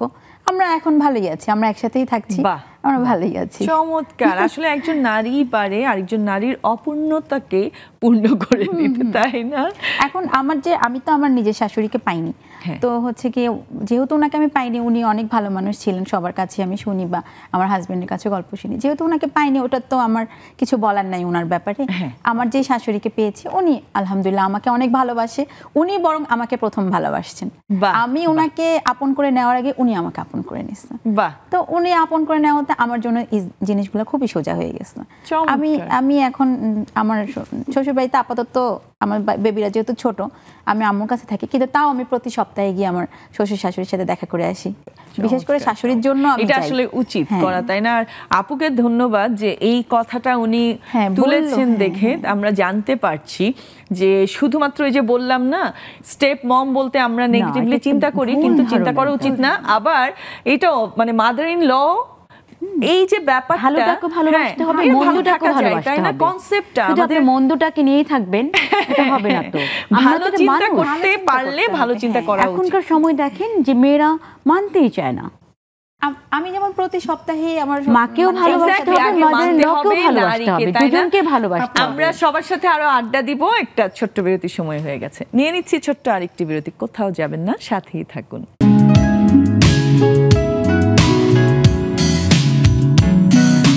আবারও ফিরে এলাম নেক্সাস লেডিস ক্লাবের আড্ডায়। আড্ডা অসম্ভব জমে গেছে, কারণ আজকে আমরা আড্ডা দিচ্ছি মাকে নিয়ে। মাকে নিয়ে বলতে থাকলে আসলে বলা কখনো শেষ হয় না। প্রতিবারের মতো সময় শেষ হয়ে যাবে, কিন্তু মাকে নিয়ে বলা শেষ হবে না। ছোট্ট একটা শব্দ, কিন্তু অনেক বিশাল একটা উপলব্ধি। আমি আবারও জুমে যাব, কিন্তু আগে আপু আপনি আপনার শাশুড়িকে নিয়ে বলতে চেয়েছিলেন, একটু শুনি ছোট করে। আচ্ছা, আপনার ভালো লাগবে আমার শাশুড়ি সম্পর্কে কথা বললে। আমি জানি না, মানে হয়তো কোনো একটা ভালো কাজ আমি করেছি, তার কারণে হয়তো মহান আল্লাহ তাআলা আমাকে এরকম একটা শাশুড়ি মিলিয়ে দিয়েছে। আমি লেখাপড়া শেষ করেছি, তারপরে আমার বিয়ে হয়েছে। তখন আমার শাশুড়ি বলল যে বিয়ে হয়েছে ভালো কথা, কিন্তু তুমি বেকার বসে থাকতে পারবে না।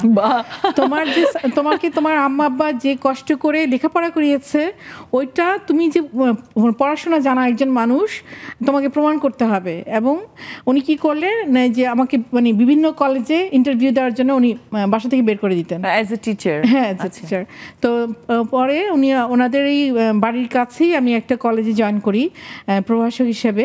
তো আমার শাশুড়ি এটা নিয়েই গর্ব করতো, মানে এটাই তার একটা অ্যাসেট যে আমার ছোট ছেলের বউ শিক্ষকতা করছে। এবং মানে যেটা হয় যে ওনার কোনো অসুখ হলে, ওনার কোনো সমস্যা হলে সবার আগে সে আমাকে জানাবে।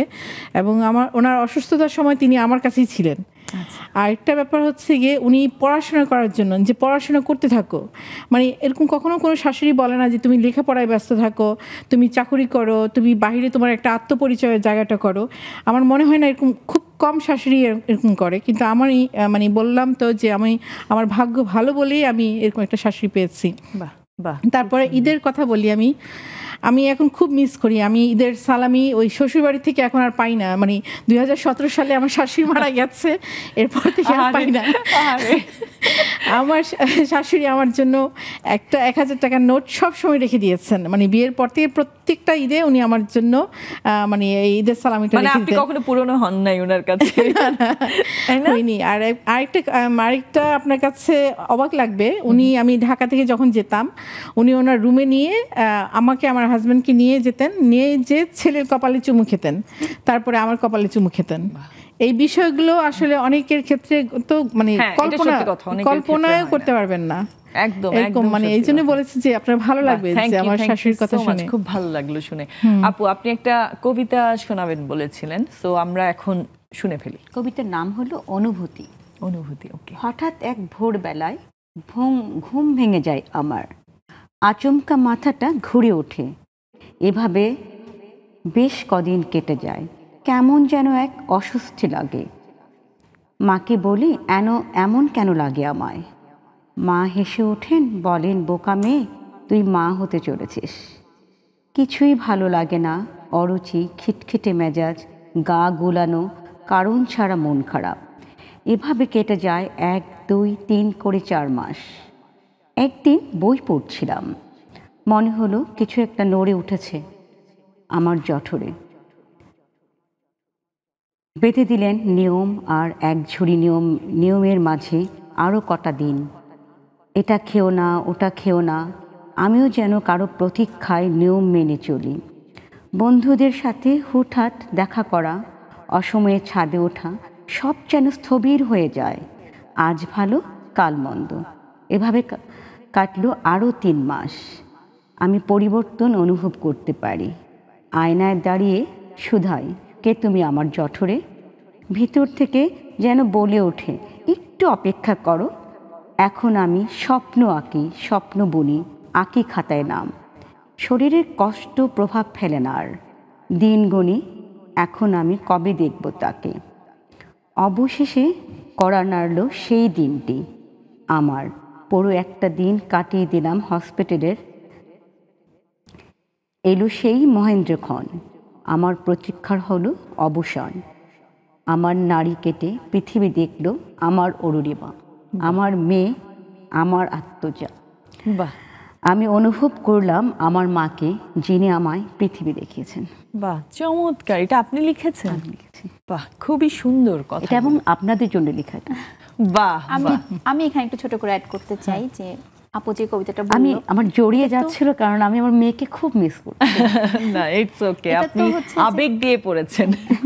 আমি বলতে চাচ্ছি যে আমি খুব রিসেন্ট মা হয়েছি, তা আমি যেটা দেখলাম যে মাকে ছাড়া মা হওয়া একেবারেই অসম্ভব। খুবই মানে- সুন্দর একটা কথা এটা বলেছেন। আমি মানে আমি কখনো কল্পনা করতে পারবো না যে আমার আম্মুকে ছাড়া মানে আমি দুটা বাচ্চা নিয়ে এই পর্যন্ত সার্ভাইভ করতেছি। খুবই হসপিটালে এই সুন্দর যে একটা 9টা কথা মাসের যে মানে একটা কবিতা বললো, 9টা মাস প্রথম দিন থেকে বাবু হওয়া পর্যন্ত, তারপর হওয়ার পরে যে 4-5 দিন আমি হসপিটালে থাকলাম, এই মানে হচ্ছে কি অবর্ণনীয় কষ্ট আমার মা আমার জন্য করছে। আমার আম্মুর কোমরে ব্যথা, তারপরও সে রাতের বেলা উঠে উঠে বাচ্চাকে, আমার তো সিজারিয়ান সেকশন হয়েছে, কোলে করে নিয়ে এসে আমাকে বারবার ব্রেস্ট ফিড করাচ্ছে বেবিকে, আম্মুর ওই ভাঙা কোমর নিয়ে, তারপরে আবার শুচ্ছে। আমি তো উঠতে পারছি না, কিন্তু আম্মুকে দেখে, আম্মু সবসময় জাগ না, উঠে আমি একটু ঘুম ভেঙে দেখি আম্মু জাগ না, আম্মু আমার বেবি নিয়ে আছে। মানে মারা আসলে খুব শক্তিশালী, খুব শক্তিশালী। তাই না? অথচ আমার আম্মু অসুস্থ, আচ্ছা, তারপরে সে আমার অসুস্থতায় সে যেন সুপার ওমেন হয়ে গেছে। হ্যাঁ, এটা হয়, এটা মায়েরা হবে। superwoman, আমি superwoman, একটু জুমের বন্ধুদের কাছে চলে যাই, সবাই অনেকক্ষণ ধরে আছেন। তানিয়া আপা শুনতে পাচ্ছেন? আনমিউট করতে হবে। জি, শুনতে পাচ্ছি। নাদিয়া আপু কেমন আছেন? খুবই ভালো আছি। আমি একটু ছোট্ট করে আপনার মাকে নিয়ে শুনতে চাই। এই যে আপু একটু আগে বললেন না, মা ছাড়া মা হওয়া আসলে খুব টাফ, তো আপনার কাছ থেকে একটু শুনতে চাই মাকে নিয়ে। সবার কাছ থেকেই শুনবো, একটু ছোট ছোট করে। আমি প্রথমেই বিশ্বের সকল মায়ের জন্য অনেক শুভেচ্ছা, দোয়া এবং ভালোবাসা আমার তরফ থেকে দিচ্ছি। আর সেই সাথে আপু যেটা বলেছে, আপুদের সুন্দর সুন্দর কথাগুলো শুনছিলাম। আর আসলে মাকে নিয়ে বলতে গেলে সবসময় ইমোশনাল একটা ব্যাপার কাজ করে। আর যেহেতু আমার মা এখন আমার সাথে নেই, তো আমার সাথে আমার মায়ের শুধু আমি বলবো যে শরীরটা নেই, কিন্তু আমি ফিল করি আমার মাকে প্রচন্ড ভাবে। আর যেহেতু আমি একজন মা হয়েছি, সেই জিনিসটা অনেকটাই আমি ফিল করি যে আমার বাচ্চার জন্য আমার কি রকম ফিল হয়। তো আসলে কি মা সবার জন্যই স্পেশাল, সেটা মানে যে যেমন পরিস্থিতিতেই থাকুক, মাই। মার কোনো অন্য তুলনা হয় না অন্য কিছুর সাথে সেটার। আর প্রতিদিনই মা দিবস আমার মনে হয়। তো আমি সকল মায়ের জন্য শ্রদ্ধা রেখে বলছি, যে যেখানেই থাকুক ছেলে মেয়ে, আমার মনে হয় প্রত্যেকটা সন্তানের তার মার জন্য ফিল করা উচিত, মাকে সময় দেওয়া উচিত, মাকে সম্মান করা উচিত। এই সময়টা আমরা বলি না যে বাচ্চার পরীক্ষার সময় যে তোমার এই সময় চলে গেলে আর কখনো ফিরে আসবে না, তো মা বাবার জন্য ঠিক সেম। মা বাবা চলে গেলে সেই সময়টা কখনো আর পাবে না, তখন সারা জীবন কান্না করলেও আমার মনে হয় শেষ হবে না।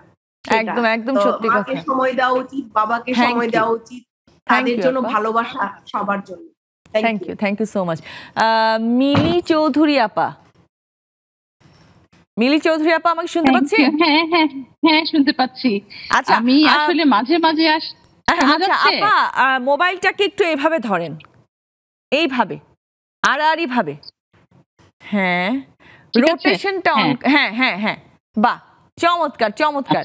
আপনার কাছ থেকে ছোট্ট করে একটু শুনতে চাই আপনার মাকে নিয়ে।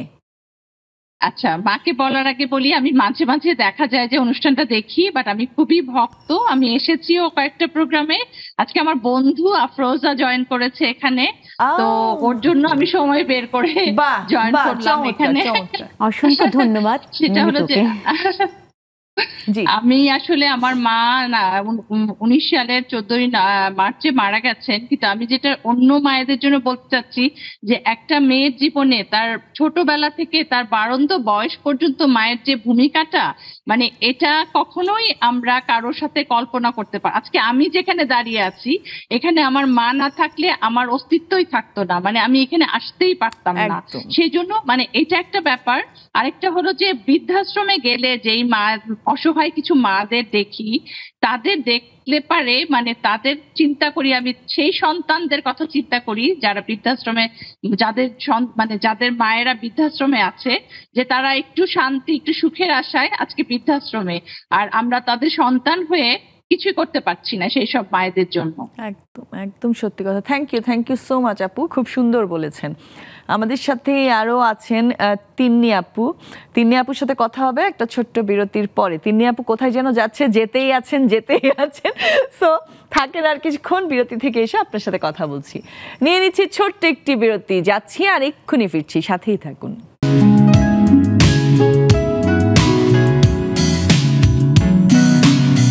এলাম নেক্সাস লেডিস ক্লাবের আড্ডায়। আমাদের আড্ডা অনেক অনেক অনেক জমে গেছে, কারণ আজকের আড্ডাটা শুধুমাত্র মাকে নিয়ে, এবং আমরা সবার কাছ থেকে তাদের যে গল্পগুলো শুনছি আমার খুব ভালো লাগছে। আপনারা যারা জয়েন হতে চান এখনো সময় আছে, তাড়াতাড়ি জুমে চলে আসুন। জুম আইডি এবং পাসওয়ার্ড দেওয়া আছে স্ক্রিনে। আচ্ছা, তিন্নি আপুর কাছে চলে যাই। বেচারি যখন যাচ্ছিলেন তখন একটু আলো ছিল, এখন অন্ধকার হয়ে গেছে। তিন্নি আপু, হ্যাঁ শুনতে পাচ্ছেন? আজকে আমাকে ভুলের মতো দেখা গেল। আচ্ছা, যারা আছেন তারা একটু মিউট করবেন। আমি তিন্নি আপুর সাথেই কথা বলি, অন্যান্য যারা আছেন তারা প্লিজ মিউট করে রাখবেন। মুন্নি আপু একটু মিউট করেন। হ্যাঁ ঠিক আছে। হ্যাঁ তিন্নি আপু বলেন, আপনার মাকে নিয়ে কিছু বলতে চাইলে বলতে পারেন। পুরো অন্ধকারে আছি, মানে অন্ধকার লাগছে আসলে, রাত আমরা বাসায় যাচ্ছি। হ্যাঁ, আমি সবচেয়ে ফার্স্টেই বলবো যে আজকে পৃথিবীর সকল মাকে অনেক বেশি শুভেচ্ছা। তার সাথে আমার আম্মাকে আমার কখনোই বলা হয়নি। আমি এর মাধ্যমে যদি আম্মা দেখে থাকে তাহলে আম্মাকে বলবো যে আম্মা তোমাকে অনেক বেশি ভালোবাসি। আসলে মাকে ছাড়া আপু যে বললো হওয়া যায় না, আমার মা না থাকলে আমি আসলে কিন্তু আসতেই পারতাম না। আর বিশেষ করে আমার ভাই, আমার টুইন্স ভাই, আমার বাচ্চাকে রেখে মানে মামা যে রোলটা, মা মামা দুইটাই রোল প্লে করছে। ডাবল মা। বাহ, থ্যাংক ইউ তিন্নি আপু। একটু ডিস্টার্ব করছে আপনার ওখানে, সো আমরা বুঝতে পেরেছি আপনি কি বলতে চাচ্ছেন। Thank you so much. Humaira Luba আপা, আনমিউট করবেন আপা। হ্যাঁ আনমিউট হয়নি। হ্যাঁ এখন। ওয়ালাইকুম আসসালাম। উপস্থিত অতিথিবৃন্দকে শুভ সন্ধ্যা। আসলে আমি মা সম্পর্কে কিছুই বলবো না, দুইটা গানের লাইন শোনাবো। হ্যাঁ ঠিক আছে? হ্যাঁ ঠিক আছে। আমি যে কিছু চাহিনে চরণ তলে বসে থাকি, আর আমি যে কিছু চাহিনে জননী বলে শুধু ডাকিব, তুমি না রাখিলে গৃহ আর পাইব কোথায়, কেঁদে কেঁদে কোথা বেড়াবো, ঘনঘূত মসরাত গহন রজনী। সুন্দর। থ্যাংক ইউ আপা, থ্যাংক ইউ সো মাচ। ভালো লাগলো। সবাই তো মাকে নিয়ে বলছেন, আপনি গান গেয়েছেন, খুব ভালো লাগলো। Thank you. শাহানা আক্তার আপা। আসসালামু আলাইকুম আপু, অনেকদিন পরে দেখা। হ্যাঁ ওয়ালাইকুম আসসালাম। বলেন, আমি শুনতে চাই আপনার মাকে নিয়ে একটু। হ্যাঁ ওয়ালাইকুম আসসালাম। আচ্ছা, টিভির ভলিউম একদম মিউট করতে হবে। টিভির ভলিউম মিউট করতে হবে। কে আছে? দিলারা আপা। হ্যাঁ আপনি মিউট থাকেন। আচ্ছা শাহানা আপা বলেন। হ্যাঁ আপু, আমার আব্বা আম্মা বেঁচে নেই। মা অসুস্থ একবারে হয়েছেন, ঢাকায় আসছেন, হাসপাতালে থেকে ওনার কিডনির সমস্যা, মারা গেছে। তো ওইখানে আমার একটা দুঃখ যে মারা অনেক সময় অনেক অসুস্থ হয়ে অনেকদিন বাঁচে, আমার আম্মা একবারই একটু অসুস্থ হলেন, তারপরে হাসপাতাল থেকে আর বাড়িতে নিতে পারি নাই, ওখানে মারা গেছেন। এটা একটা দুঃখ। সব মায়ের প্রতি শ্রদ্ধা, ভালোবাসা। আর আমার মাও আমার ওই যে মা হওয়ার ক্ষেত্রে আমার দুইটা ভেবি মা হওয়ার সময় ছিল, 2 মাস করে প্রাথমিক পর্যায়ে আম্মা খুবই তাদের টেক কেয়ার করছে। ওই সাপোর্টটা আসলে মা ছাড়া কেউ দেয় না। ওটার জন্য মায়ের কাছে ঋণী। সবার জন্য অনেক ভালোবাসা। আর এখানে যে শশী আসছে, ওকে অনেক অনেক শুভেচ্ছা। ওকে এখানে দেখে আমার কাছে খুবই ভালো লাগছে। অনেক অভিনন্দন। চমৎকার, থ্যাংক ইউ শাহানা আপা। সোনিয়া আপা, সোনিয়া আক্তার আপা।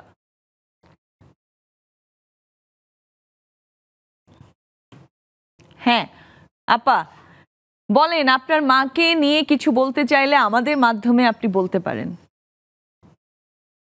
শুভ সন্ধ্যা সবাইকে। সকল মায়ের প্রতি শ্রদ্ধা ও ভালোবাসা। একটা আপু বললো না যে মা ছাড়া মা হওয়া যায় না, যখন অ্যাকচুয়ালি আমি মা হয়েছি তখন বুঝেছি অ্যাকচুয়ালি আমার মা না থাকলে অ্যাকচুয়ালি আমি আমার সাবিতকে এতটা করতে পারতাম না। আমার তো সিজারিয়ান বেবি, আমি সি সেকশনে ছিলাম, তখন আমার মাই সব করতো, আমি কিছুই করতে পারতাম। আমি এমনিতে একটু নড়বড়ে, আর আমার মা না থাকলে কিছুই করতে পারবো না। তারপর আমার মনে হয়েছে বিয়ের পরে আমি যে মাটা পেয়েছি সে আসলে অনেক ভালো, মানে অনেকটাই করতে চায়। কিন্তু আমি এক জায়গায় থাকি, আমার শাশুড়ি ঢাকায় থাকে, কিন্তু ওইখানে আমার দেবররা থাকে, তো সবসময় আমার কাছে এসে থাকতে পারে না। তারপরেও আমার জন্য যথেষ্ট করে, এতে আমার মনে হয় আমি অনেক ভাগ্যবান। এটাই বলবো যে আজকে আমার 2 মাকেই বলবো যে মানে লজ্জার কারণে হোক, যে কারণে হোক, অ্যাকচুয়ালি সরাসরি কখনোই বলা হয় না যে মা আপনাদেরকে ভালোবাসি। আজকে ক্লাবের মাধ্যমে বলতে পারছেন একদম সরাসরি যে মাকে ভালোবাসেন। Thank you so much. Hasina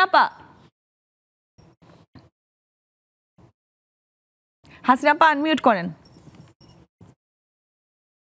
ওহো, হাসিনা আপাকে আচ্ছা পাওয়া যাচ্ছে না। আচ্ছা, আমরা জানতে পেরেছি হ্যাঁ আজকে একজনের বিবাহ বার্ষিকী। দেখি কি শুভ বিবাহ বার্ষিকী আপা, 25তম বিবাহ বার্ষিকী। বাহ, চমৎকার। আপনার অনুভূতি বলেন এই যে আজকে বিবাহ বার্ষিকীর দিনে এখানে। আজকে আমি মানে আমার এই আনন্দের ভাষা নাই যে হচ্ছে গিয়ে আজকে এই প্রোগ্রামটা আপনারা করছেন, আজকে আমার বিবাহ বার্ষিকী, আজকে আবার মা দিবস, মানে সব মিলিয়ে আজকে দিনটা আমি খুবই উপভোগ করছি। বাহ, চমৎকার। মানে কি বলবো, আপনি আসলেই লাকি, এত নারীরা মানে যুক্ত হয়েছেন। সো আপনার বিবাহ বার্ষিকী খুব স্পেশাল হয়ে গেছে, তাই না? থ্যাংক ইউ আপু, থ্যাংক ইউ। চমৎকার, থ্যাংক ইউ। যিনি আপনাদেরকে জানিয়েছে তাকে অসংখ্য ধন্যবাদ। বলবো না কে জানিয়েছে। আচ্ছা, আমরা আবার একটু স্টুডিওতে চলে যাই। রেবেকা সুলতানা আপা।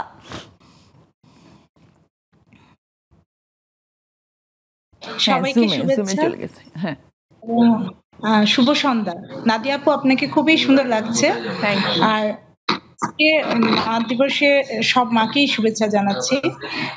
তো মা কথাটি আসলে অনেক ছোট, কিন্তু এর অর্থটা এত বিশাল যে আমরা ব্যাখ্যা দিয়ে শেষ করতে পারবো না। আমি যদি আমার মাকে নিয়ে 2-1টা কথা বলি, আসলে ওটা অনেক কম বলা হবে। তারপর আমি বলি, সকালে ঘুম থেকে উঠে মানে আম্মুর ফোনের অপেক্ষায় থাকি। আম্মু প্রতিদিন সকালবেলা আম্মু আমাকে ফোন করবে এবং আম্মুর সাথে কথা বলবো, মানে এই ফোনের অপেক্ষায় সবসময় থাকি। আর যেদিন ফোন দিতে না পারে তখন বুঝতে পারি যে আমার মা হয়তো অসুস্থ, তখন খুব টেনশনে পড়ে যাই। আর মায়ের ভালোবাসার কথা বলে আসলে শেষ করা যাবে না। হ্যাঁ, সেটাই। Thank you so much. Farhana ML আপা। হ্যাঁ, আসসালামু আলাইকুম। ওয়ালাইকুম আসসালাম। এই তো ভালো। আচ্ছা, এই যে রেবেকা আপা বলছিলেন যে মায়ের সাথে সময় করে মানে প্রতিদিন কথা বলা, হ্যাঁ অনেকের হয়তো ব্যস্ততার কারণে হয়ে ওঠে না, ওনারা সুন্দর করে মেনটেন করেন। সো আপনার কাছ থেকে একটু শুনতে চাই, আপনার মায়ের সাথে কি কথা হয়, বা আপনার মা কি পৃথিবীতে এখনো আছেন, একটু শুনতে চাই।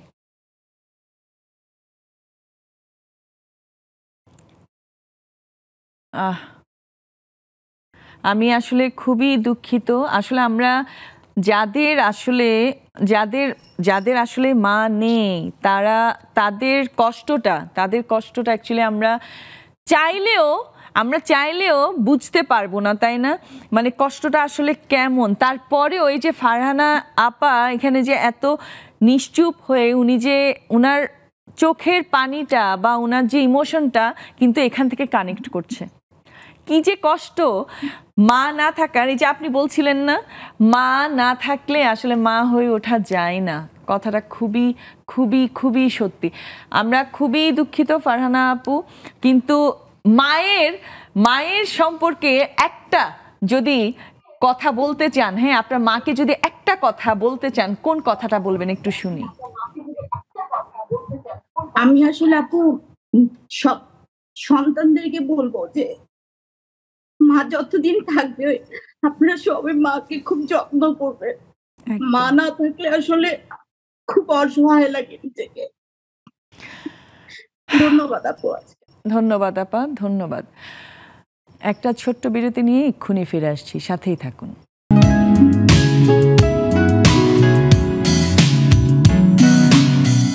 আবারও ফিরে এলাম ছোট্ট একটা বিরতি থেকে, কিন্তু মন খারাপ হচ্ছে যে সময় কোন দিকে যেন চলে যায়, তাই না আপা? মানে এই যে একটু আগে আমরা বলছিলাম কিভাবে কিভাবে যেন কিছুক্ষণ আগে শুরু হয়েছে আড্ডাটা দারুণ জমে এটাই যখন জমে যায় তখন মনে হয় শেষ সময়। আচ্ছা আমি একটু জুমে চলে যাই। আজকে অনেকেই আছে মা নিয়ে, সবাই একটু একটু করে বলবে। রেবেকা আপা ছোট্ট ছোট্ট করে আমরা শুনবো, মা নিয়ে যদি এক লাইনও বলতে চান বলতে পারেন। আসসালামু আলাইকুম সবাইকে। হ্যাঁ রেবেকা আপা শুনতে পাচ্ছেন? আমি শুনতে পাচ্ছি, আপনি শুনতে পাচ্ছেন? হ্যাঁ হ্যাঁ এখন ঠিক আছে, বলেন। আজকে মা দিবসের সবাইকে শুভেচ্ছা। আমি আমার মাকে 2016-তে 14 এপ্রিল হারিয়েছি।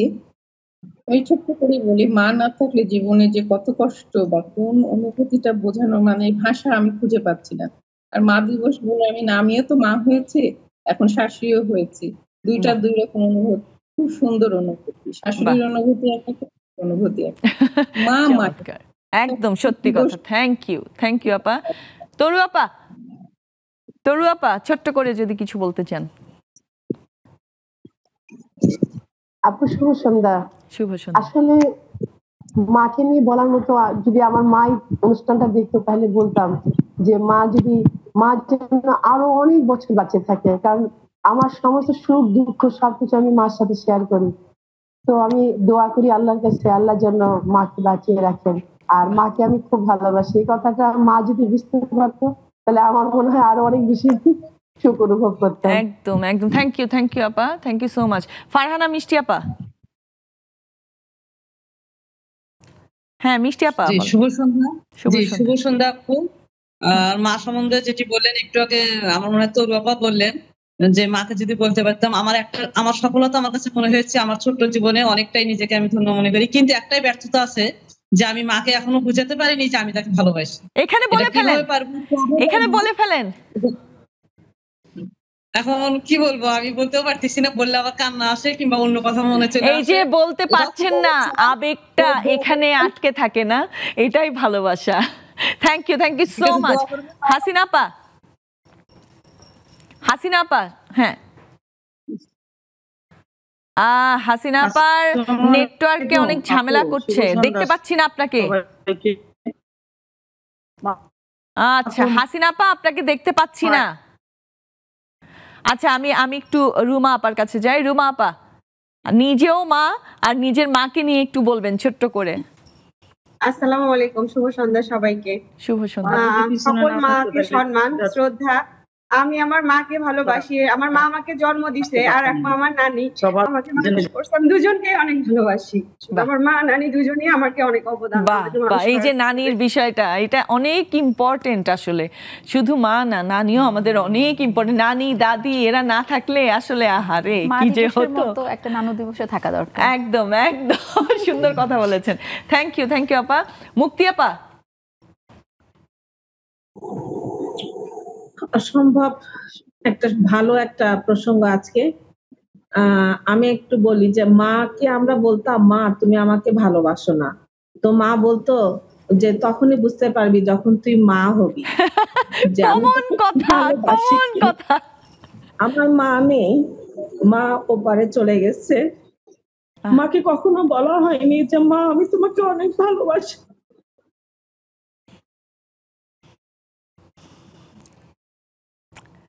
হ্যাঁ মুক্তি আপা, আমি আসলে মানে আমার নিজেরই এত কষ্ট লাগছে যখন শুনছি আপনাদের কথাগুলো। আমি আসলে কোনো বলার ভাষা নেই। সকল মাকে আসলে শ্রদ্ধা। আপনার মা নিশ্চয়ই মানে কি বলবো, মা পাশে না থাকলেও কিন্তু মা আমাদেরকে দেখে, মা আমাদেরকে ওখান থেকেই ভালোবাসে। মায়ের জন্য দোয়া করবেন, মায়ের জন্য অবশ্যই সবাই দোয়া করবেন। যাদের মা বেঁচে আছেন তারা তো অবশ্যই মানে কি বলবো একটা ব্লেসিংস।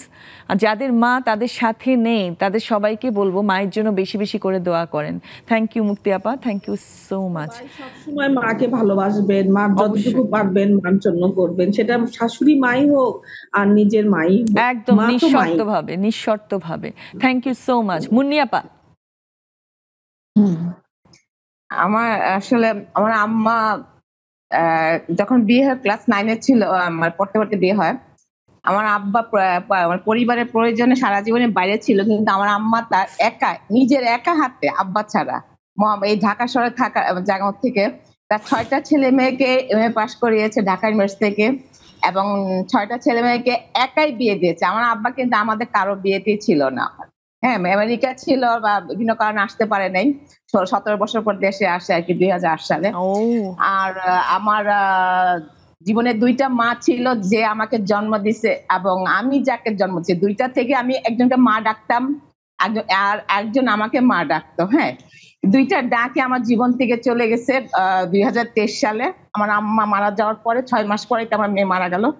এখন আর সেই ডাকটাও শুনি না। আমার মেয়ে ডাকতাম, আমার মেয়েকেও আমি আম্মু বলেই ডাকতাম। আর সে আমেরিকা থাকতে রাত 2টা বাজতে 3টা বাজতে আমি যখনই আম্মার কথা মনে করতাম, আমার মন খারাপ থাকলে কেমনে জানি আম্মা না ফোন করে ফেলতো। এটা আমার খুব আশ্চর্য লাগতো।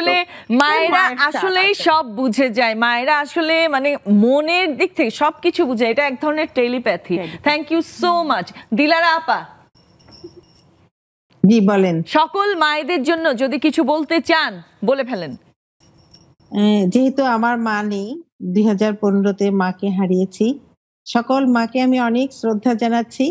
আর আমার মায়ের মতো গুণী মা, আমরা 6 বোন, আমরা সবসময় বলি আমরা 6 বোনকে জোড়া লাগালেও আমার মায়ের মতো হতে পারবো না আমরা কেউই। মানে এত গুণী ছিলেন আমার মা, রান্না বান্না কাজকর্ম গোছানো সব দিক থেকে। থ্যাংক ইউ আপা, খুব ভালো লাগলো শুনে। রুমি আপা,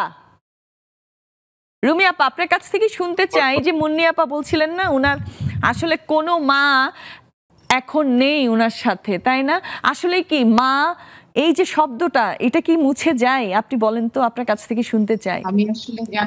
আমি আসলে ওটাই বলতে চাচ্ছি যে তরু আপা যে কাঁদলো যে মাকে বলা হয়নি। হ্যাঁ, তারপর আরো আপা বোধহয় কাঁদলেন যে মাকে বলেন। মাকে আসলে আমার মনে হয় বলতে হয় না, আমরা যেভাবে তাদেরকে করেছি, যতটুকু পেরেছি, তাদের মুখে যে হাসি দেখেছি তাতেই তারা বুঝেছে একদম এই যে সবার আগে মা বুঝে, তাই না? মন খারাপ করবে না সবার। মায়েদের উদ্দেশ্যে বলি থ্যাংক ইউ আপা। রীতা আপা। হ্যাঁ, ছোট্ট করে সকল মায়েদের প্রতি যদি কিছু বলতে চান ছোট্ট করে। আমি আমার শাশুড়ি মা, আমার মা দুজনকে অনেক ভালোবাসি, এবং আমি চাই যে ওনাদের শেষ সময়ে যেন ঈশ্বর আমাকে শক্তি দেয়, ধৈর্য দেয়, যেন ওনাদের পাশে থাকার জন্য। Thank you so much. Rashida আপা, আপনি যদি কিছু বলতে চান, আমরা একদম শেষ মুহূর্তে আছি, যদি কিছু বলতে চান বলুন। জি, আমার একটাই কথা, আজ মা দিবস উপলক্ষে সকল মায়েরা যেন থাকে দুধে ভাতে, কেউ যেন নীরবে না কাঁদে নিশি রাতে। একটাই কথা, মাদের আমরা অনেক ভালোবাসি, সে যার মাই হোক যেমনই হোক, মা মাই। একদম সত্যি কথা। থ্যাংক ইউ সো মাচ আপা, থ্যাংক ইউ সো মাচ। আপনাদের সবাইকে অনেক ধন্যবাদ। খুব ভালো লাগলো আসলে, এত সুন্দর করে সবাই কথা বলেছে। আপা, আজকে এই যে আমাদের এই অনুষ্ঠানে, এই আড্ডায় এসে আপনার কেমন লাগলো? ছোট্ট করে আপনারা বলবেন আমাকে, এক কথায় বলেন। এক কথায় বললে আমার তো এখানে, আমি তো 2বার এটা বলেছি, 3য়বারও বলছি যে এখানে আজকে যে আসতে পেরেছি সময় মতো, এটা আমার আম্মার অবদান। হ্যাঁ, এবং আমি আপনাদের মাধ্যমে আম্মা তো জানতে পারবে আজকের অনুষ্ঠান সম্পর্কে এবং পরবর্তীতে দেখতেও পারবেন। আম্মাকে বলি যে জীবনে অনেক ভুল করেছি, অনেক অন্যায় করেছি, অনেক অপরাধ করেছি। আম্মা, আপনি অনুগ্রহ করে আমাকে ক্ষমা করে দিবেন। আপনার সন্তানদের জন্য দোয়া করবেন, আল্লাহ যেন তাদেরকে আত্মসম্মান নিয়ে বেঁচে থাকার সুযোগ করে দেন। থ্যাংক ইউ সো মাচ আপা। আসলে আজকে তো মা দিবস, এত সুন্দর একটা দিনে আজকে আমি এখানে আসতে পেরেছি, এটা তো খুবই ভালো লেগেছে। আর তার পিছনে যে আমার মায়ের কি পরিমাণ অবদান সেটা তো বলে শেষ করা যাবে না। শুধু আম্মুকে এটাই বলতে চাই যে আম্মুকে কখনো হয়তো বা সামন থেকে জড়ায় ধরে বলতে পারি না যে ভালোবাসি, ওই যে বলে না গলায় আটকায় আসে, বলতে চাই কিন্তু বলতে পারছি না। এই যে বলে ফেললেন, আজকে বলে ফেলছি। জি, ছোট্ট করে একটাই কথা বলবো, আর যেন কোনো বৃদ্ধাশ্রম গড়ে না ওঠে। সেটাই, খুব সুন্দর বলেছেন। আপনাদের সবাইকে অনেক অনেক ধন্যবাদ, আপনাদেরকে অনেক অনেক ধন্যবাদ। আমার খুব ভালো লাগলো আজকের আড্ডাটা। আপনাকেও অনেক ধন্যবাদ। অবশ্যই জুমে এইভাবে জয়েন করে আমাদের সাথে আড্ডা দিবেন, খুব ভালো লাগবে। অসংখ্য ধন্যবাদ আপনাকে। আজকের মতো এখানেই বিদায় নিয়ে নিচ্ছি। ভালো থাকবেন, সুস্থ থাকবেন, নেক্সাস টেলিভিশনের সাথেই থাকবেন।